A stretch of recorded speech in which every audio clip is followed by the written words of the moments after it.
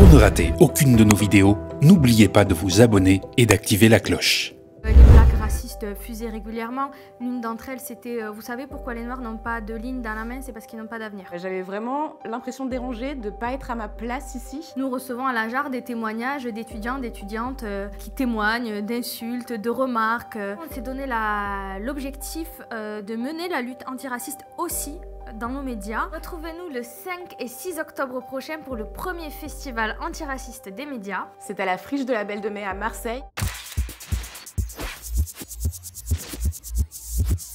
La JAR, c'est l'association des journalistes antiracistes et racisés qui existe depuis mars 2023. Nous sommes actuellement à peu près 200 membres, journalistes racisés de rédactions diverses, de télévision, de radio, de web, de podcast, en CDI, pigistes, beaucoup de pigistes. Ça veut dire que je vais remplacer quand quelqu'un est malade, quand il y a un congé maladie, quand il y a besoin d'une personne en plus parce qu'il y a une grosse actualité. Et c'est le cas de beaucoup de personnes à la JAR. On avait fait des formations entre nous et en se présentant, on se rend compte que sur les 25 personnes qui sont présentes, il y en a 24 qui sont pigistes. Et en gros, on s'est donné l'objectif de mener la lutte antiraciste aussi dans nos médias, en favorisant la diversité dans les embauches, mais aussi en faisant en sorte qu'il y ait une couverture antiraciste exigeante dans nos médias. Racisé, c'est qui subit le racisme, mais qui surtout est considéré par le groupe majoritaire comme faisant partie du groupe minoritaire. Et entre ces deux groupes, il y a évidemment un enjeu de pouvoir et de domination. En fait, c'est très difficile de lutter quand on n'arrive pas à mettre des mots sur qui nous sommes et sur ce qui nous oppresse. Et donc ce terme racisé, il est certes imparfait, parce qu'il ne dit pas la diversité de toutes les racialisations qui sont les nôtres et de toutes les discriminations que nous vivons, mais il est l'outil premier qui nous permet de nous réunir entre personnes racisées et de combattre le racisme. Moi, j'ai rejoint la JAR en 2023, juste après la soirée de lancement. C'était une de mes seules amies qui était racisée en école de journalisme qui a dit « Hey, est-ce que ça te dit de venir ?» Je pensais que ça serait un tout petit truc. Au final, il y avait la queue à l'extérieur, on avait eu du mal à rentrer. Et c'était en fait une certaine joie de voir que j'étais pas la seule personne racisée dans les rédactions. J'avais vraiment l'impression, je pense que j'en avais croisé une avant, j'avais vraiment l'impression d'être seule et ça a été le truc de me dire hey, mais en fait je peux donner mon énergie pour voir plus de gens qui me ressemblent en rédaction et ne pas juste être la seule isolée. Quand on s'est lancé, on a décidé de le faire par une tribune et par l'écriture parce que c'est aussi notre métier. On a décidé d'écrire ce que nous vivions et on ne va pas le faire chaque année. On ne va pas chaque année étaler les discriminations et la violence que l'on subit, mais on s'est dit on le fait une fois pour ne plus que nos vécus ne soient niés. Et quand on a voulu le faire, ça a été très compliqué parce qu'en gros, on a proposé à plusieurs médias de publier notre tribune et il y en a très peu qui ont accepté.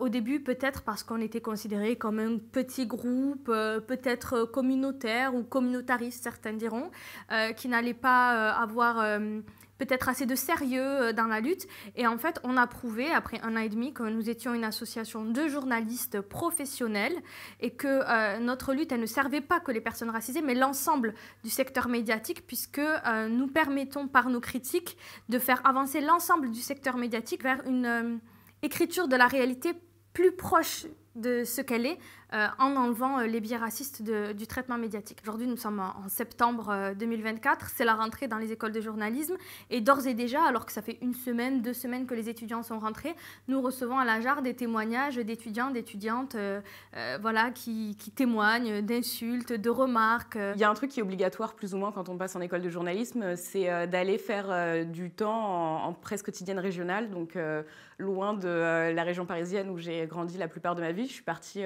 en Normandie, qui est là où je suis née, et je me suis dit que j'allais être très bien accueillie puisque je suis normande, c'est normal.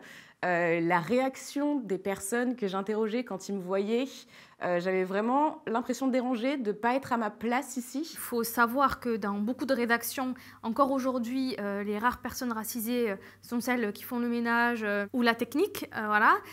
Et quand il y a quelques journalistes racisés, ils sont régulièrement cantonnés au même poste, c'est-à-dire l'Afrique, plus particulièrement dans l'international, ou les questions relatives aux banlieues. Ils sont assignés, essentialisés par leur racialisation, par comment ils sont perçus par leur chef, à des postes qu'on considère comme des postes d'Arabes ou de Noirs. Et ça, c'est encore quand il y en a. À l'intérieur des rédactions, on allait me mettre sur il y a un chanteur de rap qui vient dans la ville la semaine prochaine, est-ce que tu veux le couvrir? Je suis désolée, mais en fait, c'est pas parce que je suis un petit peu foncée de peau que j'écoute du rap, que je connais le rap, que j'apprécie le rap. On se retrouve avec pas mal de préjugés qui t'empêchent de faire correctement ton travail au final, parce que j'aurais été beaucoup plus efficace sur un reportage qui parlait d'écologie, par exemple. Là encore récemment, nous avions une grande séquence médiatique qui était les JO, les Jeux Olympiques et les Jeux Paralympiques. Et encore une fois, nous avons entendu des commentateurs sportifs essentialiser des athlètes. Aujourd'hui, c'est repéré par l'Association des journalistes antiracistes et racisés et on ne laisse plus passer.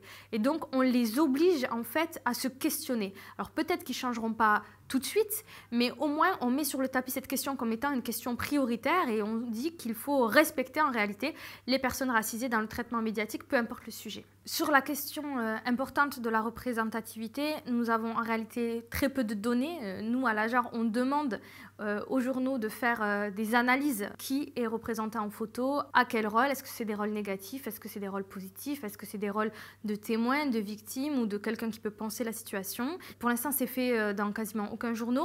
L'ARCOM publie chaque année un rapport et lors du dernier rapport là, qui a été publié à l'été 2023, qui revenait sur les données de 2022, on apprend que les personnes non blanches sont représentées à la télé à hauteur de 15%. Donc c'était 14% l'année d'auparavant. Et il y a une surreprésentation des rôles à connotation négative dans ces 15%. Par exemple, la dernière fois qu'on a entendu parler de la communauté tzigane, ça a été l'incident avec Kenji Girac qui a été traité de façon assez honteuse par les médias. On ne parle jamais des problèmes qui vont avec cette communauté. Par exemple, le problème de l'accession au logement, le problème de l'accession pour ouvrir des comptes en banque, ce genre de choses. Il ne suffit pas d'avoir des Noirs, des Arabes et des Asiatiques à la télé pour qu'il y ait des propos antiracistes. Nous, ce qui nous intéresse, c'est que les personnes blanches et que les personnes non blanches, tout ensemble, construisent un récit plus respectueux des personnes racisées. Nous avons des kits de formation. Nous avons déjà publié, notamment sur les Outre-mer, des réflexions sur les mots à utiliser, ceux peut-être à bannir, ceux auxquels il faut plus réfléchir. Nous avons aussi eu des publications, par exemple, sur le racisme dans les médias sportifs, dans le traitement du sport. On fait peur aussi, parfois, à certains rédacteurs en chef, parce qu'ils savent maintenant qu'il y a une vigie antiraciste. Nous sommes aussi en soutien de nos membres. Par exemple, on a un groupe de parole où les gens peuvent venir se décharger en toute sécurité de leur vécu, de leur trauma raciste dans une zone qui leur sera bienveillante. Le prochain chantier d'AJAR, ce serait, si on arrive, d'obtenir le fait que nos consoeurs qui portent le voile puissent obtenir la carte de presse. C'est une discrimination qui, selon nous, est sexiste, raciste et islamophobe et qui ne se base sur rien, si ce n'est sur les billets des commissaires à la carte. Le 5 et 6 octobre prochain, AJAR organise son premier festival, un festival sur l'antiracisme dans les médias. On a choisi de le faire parce que c'était un des premiers projets qu'on voulait lancer. Quand on parle de se former, de réfléchir à l'antiracisme, on ne voulait pas que ça soit seulement entre nous, on voulait que ça soit vraiment avec tout le monde. C'est un festival qui est ouvert à tous, à toutes, aux racisés, aux blanches, aux personnes à mobilité réduite, à ceux qui ont besoin de traduction LSF par exemple pour pouvoir suivre une conférence. On a essayé que le plus grand nombre puisse aller à Marseille et se dire « Ok, on va réfléchir ensemble à comment on traite de la race dans les journaux à l'étranger, comment on parle de la communauté tzigane dans les médias, comment on parle des Outre-mer et comment, à Marseille, le racisme est dit dans les médias. Il va y avoir 5 tables rondes qui ont été organisées et 2 ateliers professionnels. Donc, les tables rondes sont sur l'Outre-mer, l'antiziganisme, la ville de Marseille et la couverture médiatique du racisme là-bas, sur la question des banlieues et comment en fait on parle de race sans en parler.